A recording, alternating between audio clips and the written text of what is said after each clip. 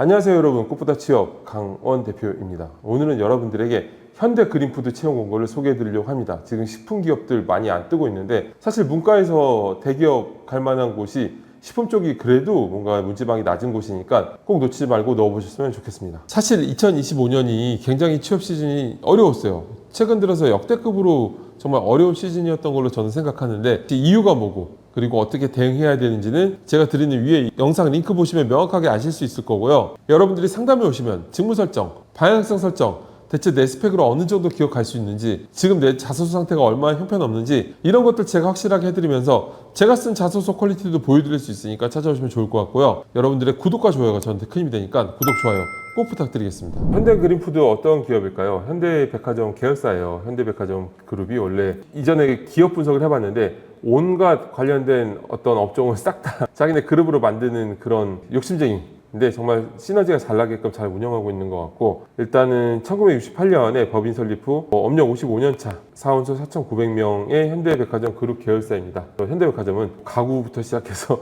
인테리어에 자기네가 안 하는 게 없다. 이지웰도 그렇고 저희 학생들이 이제 굉장히 많이 합격을 했던 기업이에요. HR 분야도 그렇고 다른 쪽으로도 많이 합격을 했었습니다. 이번에 채용 직무가 다양해요. 처음에는 저는 경영 전략이나 기획, 경영관리, 총무, 재경 이런 정말 한 명 정도씩밖에 안 뽑을 만한 그런 직무만 채용한 줄 알고 절망이었는데, 그 뒤에 뭐 해외 주재원도 있고 또 구매, 유통, 외식, 단체급식, 전략 기획 이렇게 좀 티오가 좀 있을 법한 직무들도 많이 떠서 그래서 꼭 같이 보시면 좋을 것 같고, 자, 자소서 항목이 4가지입니다. 첫 번째는 성장 과정 및 성격을 기술하는 건데, 일단은 자소서 경험 항목은 스토리적인 항목과 직무 역량 항목이 있습니다. 직무 역량 항목은 직무와 직접적으로 관련 있는 경험들을 타이트하게 풀어내면서 전문성을 어필하는 건데, 스토리적인 항목 같은 건 절대 아니에요. 그래서 타이트하게 경험을 나열하면 되는데, 보통 어떤 경험들이 있을까요? 중고심 인턴 같은 업무 경험이 있을 수 있고, 관련 대외 활동, 관련 프로젝트 경험, 또는 뭐 데이터 역량, 업계 관련된 경험들, 이런 것들이 있을 수 있겠죠. 그런데 500자일 때는 저는 추천드리는 게 직무 경험을 쓰는 게 제일 좋아요. 중고심이나 인턴 같은 경험을 쓰면서 직무 경험을 통해서 업무 인사이트를 향상시켰다, 이걸 풀어내시는 게 제일 좋고, 7, 800자일 때는 이거 500자 하나에 다른 역량을 또한 뭐 2, 300자 정도 써서 두 가지를 소제목으로 구분하면 제일 좋겠죠.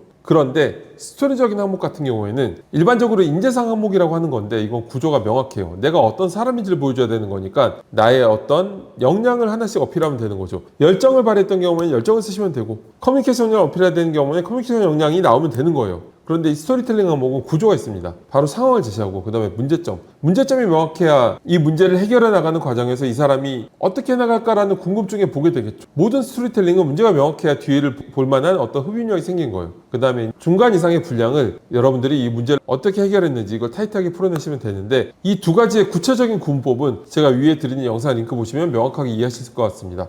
자, 그러면 첫 번째 항목은 스토리 항목을 2개 넣으면 돼요. 성장 과정 하나 넣고 장단점 하나 넣으면 되겠죠. 그게 성장 환경 및 성격을 기술한다는 거에 딱 맞아 떨어지다냐요. 자, 그럼 성장 과정 어떻게 작성하는 걸까요?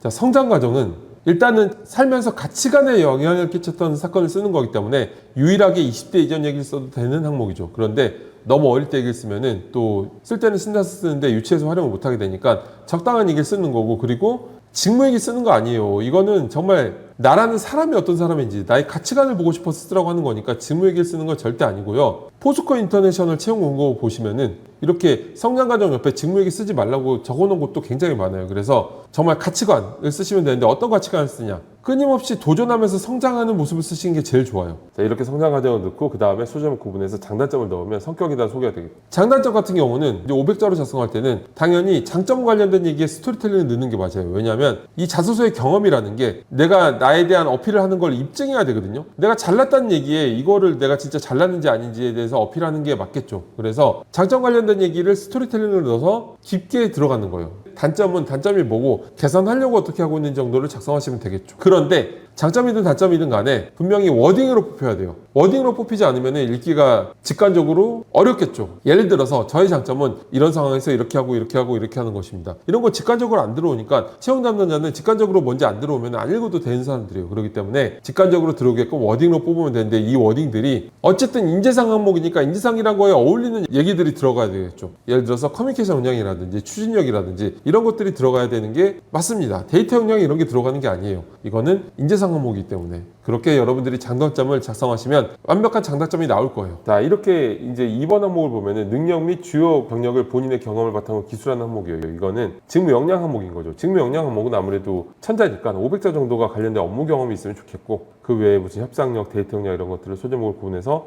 풀어내면 괜찮을 것 같습니다. 세 번째 항목이 지원 동기와 지원 직무에 본인이 적합하다고 생각하는 이유가 무엇인지 기술하는 항목인데, 사실 원래 2번 항목이 없다면 지원 동기를 작성하고 소제목을 구분해서 관련된 업무 역량을 풀어내면 괜찮은데, 근데 이제 2번 항목이 따로 있으니까 이럴 때는 그냥 지원 동기를 쓴다고 생각하시면 돼요. 그래서 기업 지원 동기를 풀어내고 그 다음에 직무 지원 동기를 풀어내는데 각각 500자 때보다는 좀 더 길게 풀어내면 되겠죠. 애초에 직무에 대한 나의 이런 동기 자체가 경험으로 쓰는 거기 때문에 그런 경험들이 적합하다고 들어갈 수 있어요. 사실은 직무 지원 동기를 제대로 쓴 사람이라면 경험에 기반해서 본인이 적합하다고 생각하는 이유하고 매칭이 되긴 합니다. 지원 동기는 기업 지원 동기하고 직무 지원 동기가 있어요. 일단 기업 지원 동기는 여러분들이 내가 그 회사에 대체 왜 가고 싶은지 그걸 먼저 나타내는 게 맞겠죠. 그래서 땡땡땡 기업에 이런 부분에 함께 하고 싶어 지원했습니다. 당연히 두 가지로 먼저 던지는 게 좋고요. 그 다음에 이 안에서도 총론과 강론 흐름으로 적으면 좋겠죠. 땡땡땡 기업의 총론적인 어떤 프라이드를 가질 만한 부분들, 그 다음에 또한 특히 이런 느낌으로 좀 구체적인 어떤 이 회사에 자랑할 만한 부분들을 풀어내시면 기업 지원 동기가 완벽하게 만들어지고요. 사실 기업 지원 동기는 좀 요식행위 같은 거라고 생각하시면 돼요. 채용 담당자가 기업 지원 동기에 대해서 뭐 얼마나 대단한 분석을 바라겠어요. 그래도 고백은 하고 사귀어야 되겠죠. 그래서 기업 지원 동기를 풀어내시면 되는데, 그런데 좀 보면은 이상한 얘기를 하는 사람들이 있어요. 직무 얘기부터 써야 된다니 뭐 공식처럼 생각하시는 분들이 있는데, 그런 것보다는 어쨌든 자소서는 특별한 형식을 쓰는 것보다 기본적인 형식으로 잘 쓰는 게 제일 중요하거든요. 그래서 당연히 지원 동기를 쓰라고 했으니까 그 안에서 내가 왜 지원했는지부터 풀어내는 게 채용 담당자가 어떤 고민 없이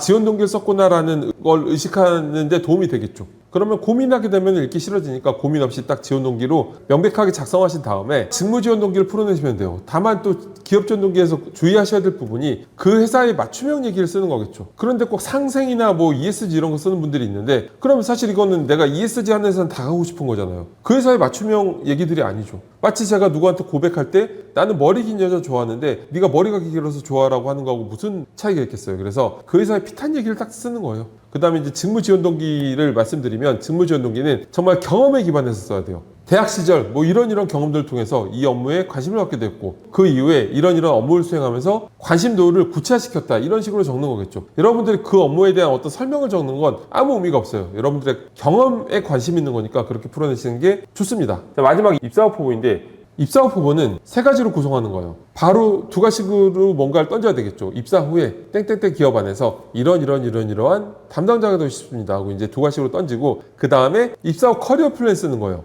입사 후 커리어 플랜은 단계적으로 쓰는 건데, 입사 후에 이런 업무를 이렇게 수행하고 저런 업무를 저렇게 수행하고 그리고 10년 후에는 이런 것까지 이렇게 해내는 전문가가 되고 싶다. 이게 그래도 한 3문장 이상은 들어가야 되겠죠. 그래서 다만 주의해야 될 게, 입사 후 커리어 플랜은 해당 직무에만 맞는 얘기를 쓰는 거예요. 뭐 팀의 화합을 추진하고 열정을 다하고 이런 거 쓰는 거 아니에요. 그런 걸 읽어봐야 될 이유가 없죠. 정말 맞춤형 직무 커리어 플랜 쓰는 거예요. 그리고 남은 분량을 여러분들이 했던 어떤 경험이 이 회사에 기여할 수 있는지 이렇게 작성하시면 됩니다. 입사 후 포부는 원래는 500자에서는 이 정도이기 때문에 여러분들이 현대 그린푸드가 당면한 과제나 어떤 미션 같은 것들을 한 3문장 풀어놓고, 그리고 이제 여러분들이 어떻게 기여할 수 있는지까지 같이 추가하면은 800자 이상이 되겠죠. 여러분은 오늘 현대 그린푸드 채용 공고를 같이 봤는데 여러분들에게 좋은 기회를 줄 수 있으면 좋겠습니다. 감사합니다.